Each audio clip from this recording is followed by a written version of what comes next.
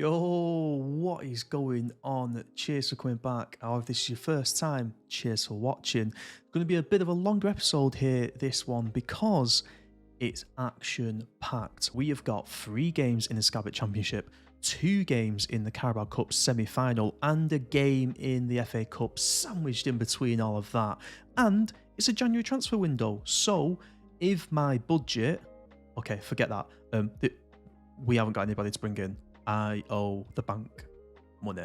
Now, we have made some signings despite the bad bank balance. They have been free transfers because I ain't got any money in the bank. First one who's come in, Gino Peruzzi. He's a right back, 31 years old, from Argentina. Signed him on a free, 9k per week for 3 years. Great backup. Or so we thought he was going to be great backup, and then he played his first game, put in an absolutely worldy assist and got man of the match. Not bad at all. Our second new signing is called Blasquez, Argentina also, goalkeeper, 22 years old, value 10 to 11 million. We've got him 3.8k for the next 4 years. Thought we'd sign him as a backup to our young goalkeeper Andrew. We've sent him straight back out on loan because I need him to get the experience, because once they come back for pre-season for next year, it's going to be a fight to see who is the better player. So that's what we're doing with him.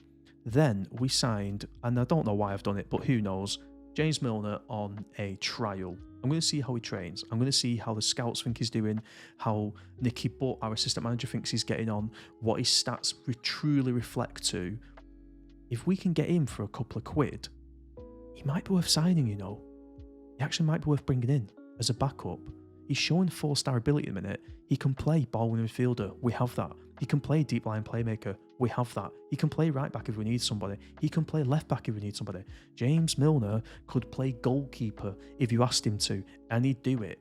He is 37 years old though. He's probably old enough to be my dad. Not that old, but he looks that. I mean, don't even look that old, does he? He looks like he's aging a bit now, actually. Anyway, we could grab him for a bargain price if his wage isn't horrendous. So we got him in on trial, and then we got one more person coming in this transfer window, and that is going to be Eduard Atesta. He comes in on the 15th, yes it is, and he's a ball-winning midfielder. Brought him in for a bit of depth, just to rotate between Travis, Buckley, and Adam Wharton. With that, let's dive into this episode. We're not going to look at the Swansea game. We're going to skip through that one because we've got 2 Carabao Cup semi-finals against Newcastle. So we're going to quickly get through the Swansea game. We'll watch the Newcastle games in full as we always do. We've got Colchester FA Cup, a special competition where we want to progress, so we'll be looking at that, and then we'll see how we're doing in that second leg against Newcastle. Let's jump straight into it then. Let's crack on. And remember, if you are enjoying this series so far, or if this is the first time watching and you've enjoyed it, make sure you drop a like on the video and subscribe to the channel. That'd be much appreciated. Check out some of the other videos that we've got. We've got a Nottingham Forest Survival at Christmas challenge that we've been doing recently. And if you're interested to know how Cristiano Ronaldo gets on in Football Manager, we've simulated the rest of his career at his new club, Al Nassr in Saudi Arabia. Quite interesting one to check out, and a surprising end to his career. Make sure you look at that one as well. Whoa, sunshine. Ashley Phillips, our 18-year-old centre-back, the one who I give 16.5 grand for to keep at the club. Aston Villa have come in. Oh yeah, we'll take him off your hands if you want. For 7.75 million? I don't think so, pal. Extremely interesting speaking to Aston Villa and wants to stay, would require convincing to stay at the club. Right, get here, pal. I'm going to convince you. Yeah, okay. We both know Aston Villa play in a... Okay, right, blah, blah, blah. Right, let's ask him if he'll help us win promotion this year. Oh, yeah. That was easy. Brill. Reject. See you later, Aston Villa. So, how will we get on against Swansea? Let's find out. Well, I'll tell you how we got on. Dreadfully. That's how we got on. We lost 1-0 to Swansea.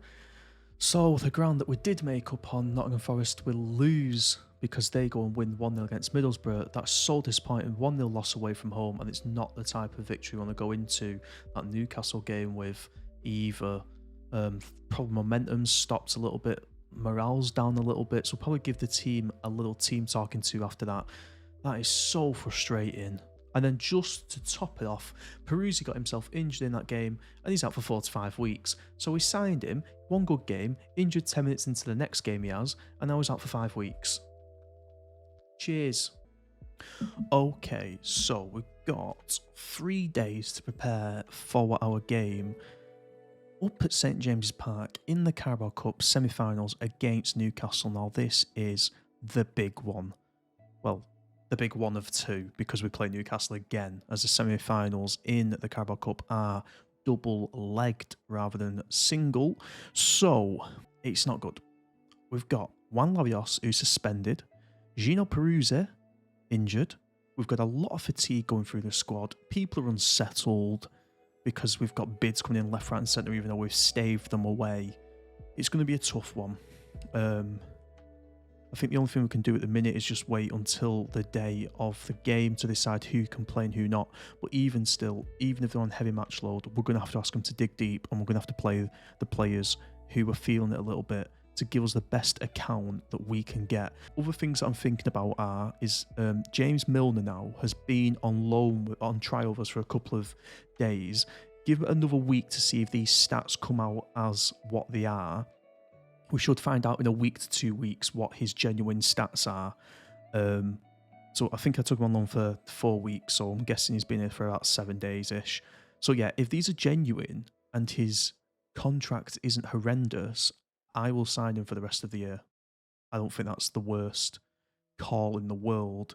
Just depends on that contract that we get him on. So let's get ready for that Newcastle game. I'm looking forward to it. So how do Newcastle line up? Well, it's a 4-1-2-2-1. Relatively attacking, to be fair, considering what Newcastle have been put through over the last couple of years. So I checked out the data hub to see how Newcastle got on, and the weaknesses don't particularly help us, except for long throws, which we potentially could look at changing with the tactics. The other thing that I noticed is that their strength is against 4-2-3-1s. They create an average of 6 clear-cut chances every 90 minutes whilst facing that formation. And guess what formation we play? The 4-2-3-1. So, do we go 2 up front and play 4-2-2? It's a risk. We've not played it for a while. I'm thinking this was the classic formation we used at the back end of last season when it propelled us up the table with wins. What have we got to lose against Newcastle? They're already going to more than likely beat us. We can't say that for definite.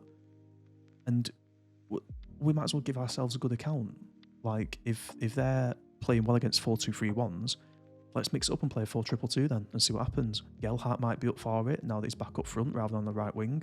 It gives us a bit more strength on substitutions because McAtee can come into this game now off the bench, or we might even start him and one of these can come off the bench. It's a massive risk, but I think I'm going to do it. I think this is what we're going to do, the 4-2-2. I'll still wait until match day or the day before to understand who's ready to play fitness-wise. But let's just give it a go. Let's play 4-2-2. What's the worst that could happen? Okay then, so it's time. It's actually time to play Newcastle. So, couple of team changes that we need to make, which I'll get on with now. We get the extended subs bench, which is going to help us massively here. Quite a few players still on heavy match load, but it's tough. You've got to dig in for these games. These are the ones that you want to win, you want to be a part of. Right then. Gallagher, Gelhardt up front, Rodgers, Dolan, Wharton, Travis, Pickering, Williams, Phillips, Britton and Andrew. This is the team that is gonna do Blackburn Rovers proud. Let's see. So we inspire Gelhardt and Gallagher with our team talk. Will it make the difference in the match? Let's go and find out. So here we go then. The game has kicked off. We're at St James's Park. The referee's Anthony Taylor as Newcastle gets started 5 minutes in with a free kick. That is tipped over. Oh, it's not tipped over the bar. It's headed over the bar there by Tapsoba, the centre-back. So we do get ourselves a free kick here on the left-hand side. Pickering to take it. Goes infield to Wharton. Nice touch. Rodgers. Gallagher. Get in. What a start. What a start. Praise. Here we go. Newcastle starting to get in the rhythm, though, it seems like. Playing it about a little bit. Almiron plays along over the top. Isaac. Oh, Andrew, where are you going? St. Maximan tries to ping it off Britton's legs. Doesn't work. Dolan gets the ball. Back to Phillips. Nicely played out to Travis. What a ball. Britton's got an overlapping run here. Heads into Gelhardt. What a ball to Gallagher. Come on, Gallagher. Come on. Oh, I thought that was it. Nick Pope saves Newcastle as we get a corner near post. Will it go? Adam Wharton taking it, fires it in. He's got Gelhardt on the edge. Oh! Wide. Sam Maximan on the ball. João Mario. Guimaraes. Into Isaac. What a tackle, but Almiron takes the ball. Pickering can't intercept it. Right, I'm not being funny, but did he not just pass that into the net and Andrew watched it go in? What is that? Plays it long to Isaac. I'm getting caught a little bit here. Oh, that is so bad. That looks like it's something that a keeper can save there for me. Pretty frustrating. As it's 2-1 at half time. We've got 4 shots on target, to be fair, and Newcastle have only had 2, and just they've taken both goals, unfortunately. We're in line with the XG at least, and we do not have the possession in this game. Let's get into the dressing room and G the players up. So we've got no subs needed just yet, if you ask me. The team are actually playing well. Just let them 2 in. Oh, that's a well-worked free kick. That is a well-worked free kick, and that's the standard in the Premiership, isn't it? In case of anything, Pickering with a free kick, puts it in, back post, nothing there for us. Headed out by Newcastle, Britain on the ball, into Buckley, fires it across. Leonard's there, heads it across, nobody there. Onomer whips it in. That is an absolute waste. Gallagher loses the ball. That's sloppy. Newcastle break. Put it in. Maximan's missed it. There's nowhere near if he should be scoring ahead of there. That's bad. 4-1 down away from home at St James's Park. The dream is becoming a nightmare. Encourage the team. What can they do? They've had 5 shots on target as well, and they just took 1 or 2 more of them. It could have been something different, but at the full-time whistle, it's 4-1 to Newcastle. 23 shots they managed with 58% possession. A tough day at the office for the boys. So it's hard to say if changing the formation made a difference or didn't make a difference. We were projected to lose anyway, but at least we grabbed a goal, and you know, however unlikely it is, we only need 3 when they come back to our place to take it to penalties. That's a bit of optimism, but I don't think it's going to happen. Next up for us, Colchester in the FA Cup. I think we're going to go for some huge rotation here, like a genuinely huge rotation. The whole team. We should be getting past Colchester, even with a rotated squad, and I need the players back for when we play Newcastle to be fit and ready. So here is that massively rotated squad to play Colchester in the FA Cup. We've gone back to a 1 up front, so we're playing 4-2-3-1. Bonatini leads the lineup. Pretty much all these are our second team. A couple of them can squeeze into the first team when needed. It's not even that bad of a squad, to be honest with you, so it's not like we're that detrimental behind, and we should be beating Colchester. So let's find out, how did we get on? So we finished this one winning 3-1, but it wasn't all positive news as we actually went 1-0 down in the 35th minute, but then a 6-minute turnaround in the second half ensured that we are through to the next round of the FA Cup. So that's the Caraboa Cup that we've gone to semi-finals in, and now the 4th round of the FA Cup and second in the league. This is becoming a really, really good season, especially in the Cups. We've had some nice runs. Who knows, we might even be able to get to the semi-finals of the FA Cup. It's a tall order to ask for, but the way performances are going, you just never know. So a good result here, and now we focus on that Newcastle game in only a couple of days' time. Biggest game of the season yet so far. Oh, hello. A Tuesta, who we signed on a free transfer. I forgot, he joins on the 15th. He's here at the club. So we do gain another centre midfielder here. 3.5-star ball-winning midfielder and deep line playmaker. Not bad tackling at all. Good technique. Passing, okay. Physicals, aggression 16, and we like to get stuck in. So this lad is getting yellow cards, I'm telling you right now. And the draw for the FA Cup now. Who will we pull out? So we pull out QPR away from home. Obviously, they got promoted last year through the playoffs, and currently they are bottom of the Premiership with just 10 points and a -28 goal difference. Well, this isn't helpful at all from Wolves. The day of the Newcastle match, in our biggest game so far in the second leg of the semi-final of the Cup, they put an offer in to Wharton. Now, Wharton's already said he's not interested. We've already rejected one. I don't need to do this again. We're just going to reject and let's not speak about it again. But then, what Celta Vigo? Oh, can we have Ashley Phillips till the end of the season on loan? No! No, you can't! He's mine! Absolutely not. And then a mandatory fee of 6.75 mil next year. Reject. So this is our strongest team. This is what we're going to go with. I'm not going to play the two strikers this game. I'm going to play our natural 4-2-3-1 that we've been with all season. We tried to beat them at their own game. It didn't work. We don't know if it was worse or better by playing two up front. We're going to go with this. We're staying positive. We're at home. It's us versus them. 3 goals needed to take it to penalties. 4 to win it. Is it possible? Realistically, probably not. But hey, we're the underdogs. Let's give it a go. There's nothing to lose at all. Right, here we go then. Here we go then. 4-1 down, game kicks off, and we're starting with a free kick immediately. Rodgers gets his first effort on goal from a header. It was pretty tame, to be honest with you. Rodgers can't turn. He's robbed of the ball. Good win back from Britain. Hedges seems to be free. Why is he playing... I was questioning why Hedges had played that ball then, but Gallagher's speed got him on the end of it, and he's bagged. We're 1 minute 55 into the game, and we're 1-0 up, and it's 4-2 on aggregate now. Do we start? Let's not dream. Let's just all calm down. As Newcastle start playing the ball around, oh, Isaac breaks, and he equalises. It's 1-1, and it's 3 minutes and 30 into the game. What is going on?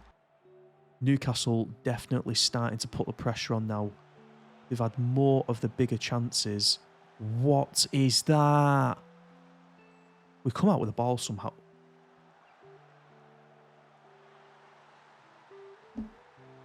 Well, you can aim to do everything that you want to do tactically, but when your players do something like that, what is the point?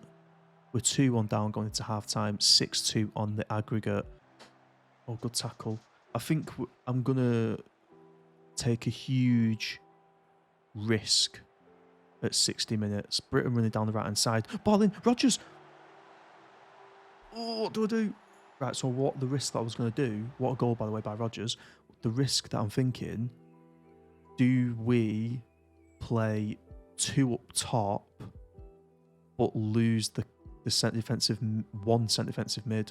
So we play this instead. I think if we played this and put Gelhardt there and then McAtee played there, I think we'll go for it. Why not? Literally, what have we got to lose? Adam Wharton on the ball. Rodgers plays him over the top. Oh my God, Gallagher. He should have left it for Gelhardt. Oh, Newcastle hit the bar. He should have left that for Gelhardt. Scored 2 and we've been respectable, I'd say. Hedges into Gelhardt. Can he put it across? McAtee's absolutely squandered a chance there. 80 minutes. Okay. Now we are hitting the nuclear button. We are hitting the nuclear button. Let's see what this attester can do. Newcastle clear the lines and the through as expected. Look at the gap over that far side. He should have played it through then. He would have been through. Oh, we did play it through. We knew the risk. We absolutely knew the risk. So we get the game underway. Good ball to Rodgers. Can he finish? Okay. 3-3. I know on the surface it doesn't make a difference because they need 3 goals in the next 5 minutes, but you know, putting 5 up front does work apparently. But that is it. Our cup run in the Carabao Cup ends. It's a semi-final loss to Newcastle. The game was 3-3 at home, which, hey, the positives are there because we have to play these potentially next year in the Prem. And if we manage to draw 3-3 when we're throwing the kitchen sink at it, imagine what we can do when we put a good, solid game plan together. We lose on aggregate 7-4. It's a 3-goal deficit. What a shame. But we put 6 on target. We outperformed that XG. We don't have the possession, but it just shows when we do have it, we did something with it. And now it's all eyes on the Championship. James Milner, we've had him at the club for 21 days now. His stats are, I mean, they're pretty decent, to be honest with you. I mean, they're very decent. It's just how much contract does he want? That's the problem. We'll start exploring that and see what he says. So, unfortunately, James Milner's trial just didn't work out in the end. I actually did think he would have been a good signing for the next 6 months, even the first 6 months of the Premiership, just to settle us in with the experience that he has. But went to offer him a contract. Bearing in mind he's 38 years old and he only would sign 1 year because he's considering his options after that 1 year. The guy wanted 21 grand a week as a 38-year-old backup player. I don't think so, James. I don't think you're going to get 21 grand a week, pal, because my best star player, who I'm clinging on to, he's only on 2.5 and he's 19. So not a chance. That's the end of the James Milner fairy tale. Now, we won't be taking part in transfer deadline day this year, and that is literally just because we're skint. We ain't got any money. We're actually negative money. I need to find 4 grand somewhere. Negative 4k is not the position we want to be in January transfer deadline day. So we're skipping deadline day. We won't be bringing anyone in. Apart from that, that's it. So with that, let's wrap it up for this episode. It's been an extended one. If you've stuck all the way through, nice one, and cheers for that. What a busy month it's been. Some ups, some downs. We lose 2 games in the whole of the month. 1 in the Championship, 1 against Newcastle in the first leg of the Carabao Cup. We are knocked out with the Carabao Cup. We don't go through to the final, but what an experience it was. Through to the next round of the FA Cup at least, and the positives are we are joint top with Nottingham Forest in the league. Cheers for checking this episode out. If you stuck with it, nice one. Leave a like on the video. Comment, are you also gutted that we're out of the Carabao Cup? Because I am. But can we keep the FA Cup dream alive? Let's find out in the next episode. Cheers for watching. Nice one.